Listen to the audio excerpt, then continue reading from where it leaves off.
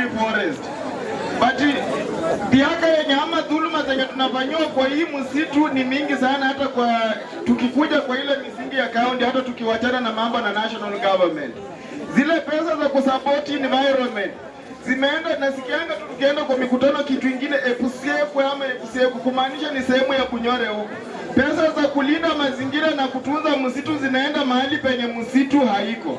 Kwa hivyo tungekuomba, tunakuomba hii nafasi tutakusaidia upate, lakini ukipata utukumbuke ili utusaidie tunufaike na hii msitu yetu.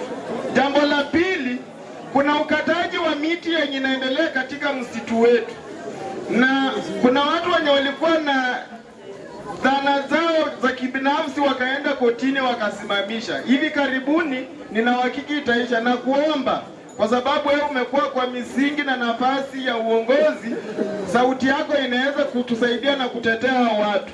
Manufaa ya hao watu wote wenye unaona hapa, faida yao pakubwa ndani ya hii msitu, mashamba yao ni kidogo kidogo.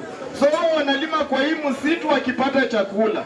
Yenye niliongea na hao wakasema wanaomba miti ikatwe haraka ili wakulima. Kwa hivyo wamama, si mnataka kulima? Si mnataka kulima? Unajua mimi kwa sababu mlinipatia uongozi wa chairman, lakini kwa sababu mimi ni mdogo, ofisi yetu haina pesa, tunaomba huyu ndio baba wetu wa kaunti atushikie, atufurutie maneno ili hata sauti yetu sisi wengine wanyonge ikaweze kusikika. Bwana mheshimiwa, tuna uhakika Watiriki ama watu wa pande hii wako na shida moja. Hiyo kama kuna wachungaji wenye wako katikati yao watu waombe, lakini hiyo tabia kwa upande wao si mbaya. Hawajui kunyimana. Ni kwa sababu kura zao wanagawa. Sasa maybe raundi hii mjifunze kukua wachoyo kwa kura zenu ili muweke pamoja ndio tupate hii nafasi ya ugavana. Asanteni sana.